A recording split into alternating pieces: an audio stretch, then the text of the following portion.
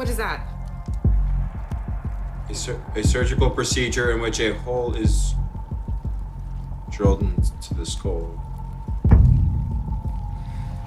Oh shit. Oh my god. Oh. Yeah. No, Matthias, can you just Matthias? shut it off? Yeah, get Shut it out of off. that. Matthias, shut it off! No! All right. आपने कभी dark web के बारे में सुना है? आप शायद यही सोचते हैं कि इंस्टाग्राम, यूट्यूब, स्नैपचैट और दूसरी सोशल मीडिया साइट्स ही इंटरनेट वेब का एक पार्ट है, लेकिन लोग इंटरनेट के इस डार्क साइड से बिल्कुल अनजान हैं। इंटरनेट का वो हिस्सा जहां सही और गलत दोनों तरीके के काम होते हैं। क्या काम होता है, कैसे होता है और वो काम किसी की जिंदगी के लिए कितना ज्यादा डेंजरस और कितना ज्यादा इंपॉर्टेंट है, इस वीडियो में आप समझ जाओगे। आज के टाइम पे हर कोई इंटरनेट यूज कर रहा है, चाहे वो आप हो, मैं हूं, हमारे मम्मी पापा है, हमारी फैमिली है। हर कोई इंटरनेट से किसी ना किसी तरीके से जुड़ा हुआ है। पर आप जिस सोशल मीडिया और इंटरनेट का यूज कर रहे हो ना, वो इस इंटरनेट की दुनिया का सिर्फ 4% है। वो 4% में आपका इंस्टाग्राम भी है, फेसबुक भी है, आपकी वीडियोस भी हैं, यूट्यूब भी है, स्नैपचैट भी है और तमाम चीजें जितना आज तक आप इंटरनेट एक्सप्लोर कर पाए हो वो सिर्फ 4% है। और अभी चौंकने की जरूरत नहीं है, क्योंकि बाकी का 96% आपकी पहुंच से बहुत दूर है और वहां जाना खतरे से खाली नहीं है। So let me tell you, वो बाकी के 96% डार्क वेब या डीप वेब कंज्यूम करता है। अगेन सेम क्वेश्चन कि डार्क वेब या डीप वेब होता क्या है। सबसे पहली बात करते हैं डीप वेब के बारे में। डीप वेब डार्क वेब का ही एक पार्ट है। फर्क बस इतना है कि हम डीप वेब को आसानी से एक्सेस कर सकते हैं। यहां कोई भी इंसान बिल्कुल एनोनिमस रहकर कोई भी काम इजीली कर सकता है। And when I am saying कोई भी, I mean it. Deep web की सबसे खास बात यह है कि जो सिक्योरिटी हमें सरफेस वेब पे नहीं मिलती, दैट 4%, वो हमें डीप वेब पे बड़ी आसानी से मिल जाती है। एंड आई एम श्योर आपको यह भी अंदाजा नहीं होगा कि आपने डीप वेब को कभी ना कभी किसी ना किसी तरीके से यूज किया है।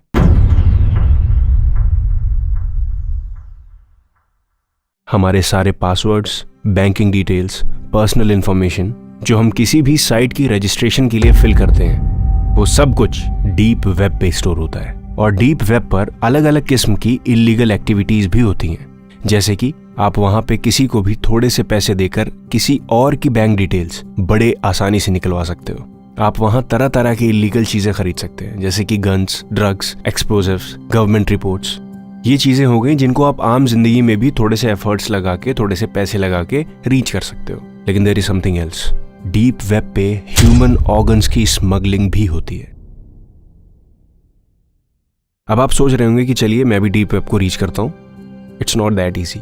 डीप वेब को आप अपने नॉर्मल क्रोम ब्राउजर से एक्सेस नहीं कर सकते।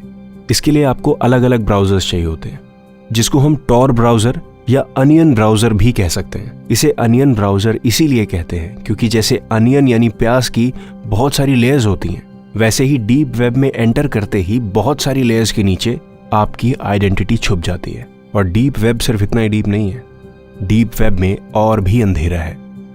Let's fully dive into the dark web.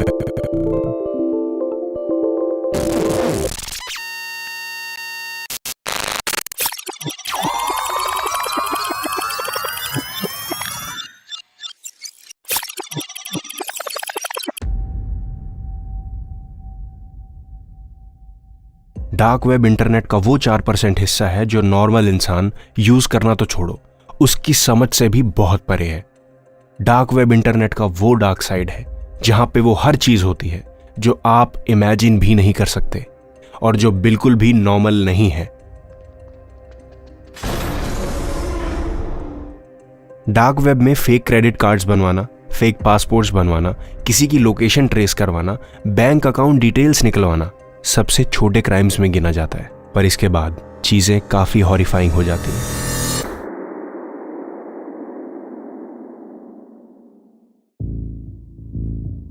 Dark web पे हर तरीके की लीगल और इलीगल सर्विसेज मिल सकती हैं और इन्हीं गुड्स एंड सर्विसेज की मार्केट को हम सिल्क रोड कहते हैं। रॉस उल्ब्रिक्ट नाम के आदमी ने 2011 में सिल्क रोड को बनाया था, पर 2013 में FBI ने इसे बंद कर दिया और रॉस को लाइफ इम्प्रिजनमेंट की सजा सुना दी।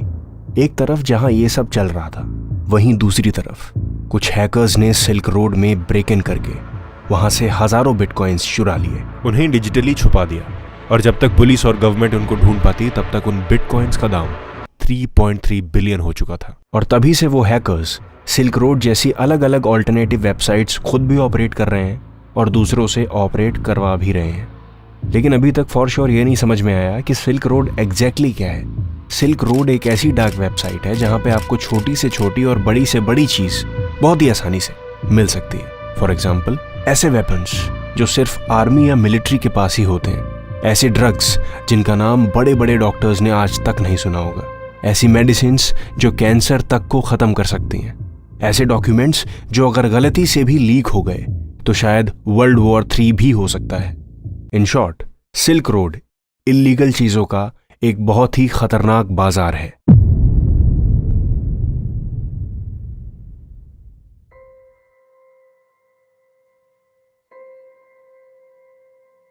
असैसिनेशन मार्केट, नाम से ही आपको असैसिनेशन सुनाई पड़ेगा। ये वो मार्केट है जहां एक जीते जागते इंसान की जान की कीमत लगाई जाती है। इस मार्केट से लोग ट्रेंड और एक्सपीरियंस्ड असैसिन्स हायर करते हैं और वो ऐसे ऐसे क्राइम्स कमिट करते हैं जो इस पूरी दुनिया को हॉन्ट कर सकता है।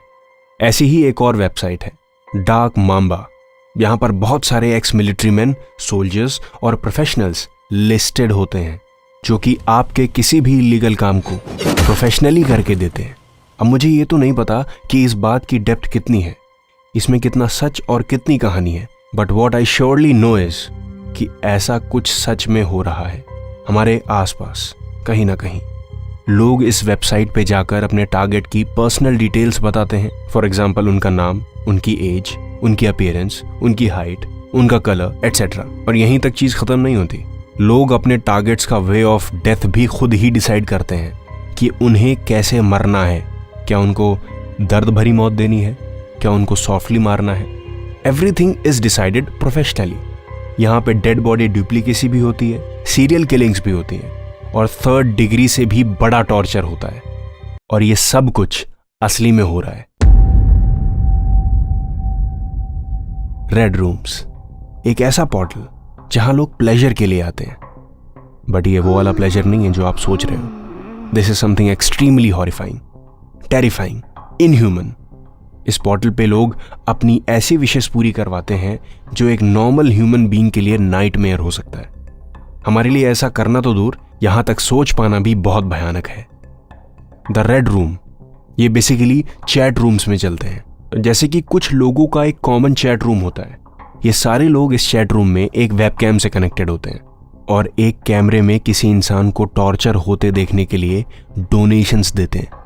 डोनेशंस किसी को मरते देखने के लिए। इस पोर्टल में एक होस्ट, एक विक्टिम और कुछ व्यूअर्स इन्वॉल्व होते हैं। इसको एक एग्जांपल से समझा जा सकता है। मान लो कि आप एक वेबसाइट पर जाते हो जहां आपको एक लाइव स्ट्रीम होती हुई दिख रही है। उस लाइव स्ट्रीम में एक विक्टिम को चेयर से बांधा हुआ है। उस लाइव स्ट्रीम के साइड में एक चैट बॉक्स चल रहा है जहां लोग आपस में बात भी कर रहे हैं और उसी चैट बॉक्स में कुछ लोग बिटकॉइंस में डोनेशंस भी दे रहे हैं। एक डोनेशन आता है 1000 बिटकॉइन का और उसी डोनेशन के साथ आता है एक मैसेज जिसमें लिखा होता है कि विक्टिम की एक उंगली काट दी जाए।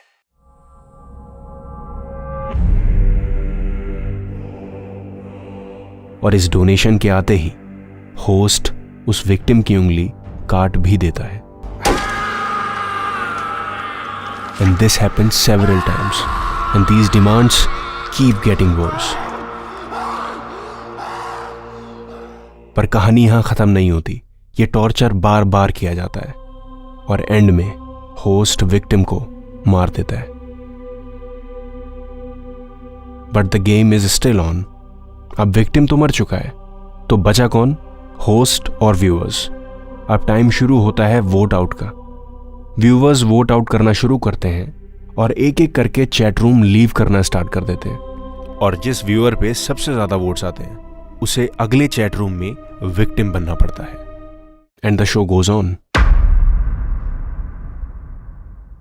The biggest conspiracy theory behind the red rooms is कि इन्हें ISIS ऑपरेट करते हैं, क्योंकि ISIS को अपने सारे इल इंटेंडेड प्रोजेक्ट्स के लिए फंड्स चाहिए होते हैं और उन फंड्स को अरेंज करने के लिए this is also one of the things जो ISIS करता है। और भी बहुत सारी दिल दहलाने वाली चीजें हैं जो डार्क वेब पे होती हैं। हमारी नजरों से बहुत दूर और इंटरनेट के बहुत अंदर।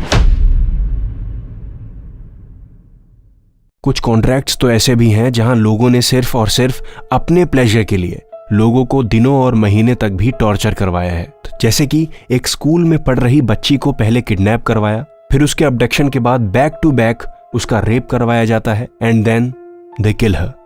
और इस प्योर प्रोसेस को in the form of live video या रिकॉर्डिंग में देखना इन लोगों की फैंटेसी होती है एंड दे लिटरली पे क्रेजी अमाउंट्स फॉर दिस।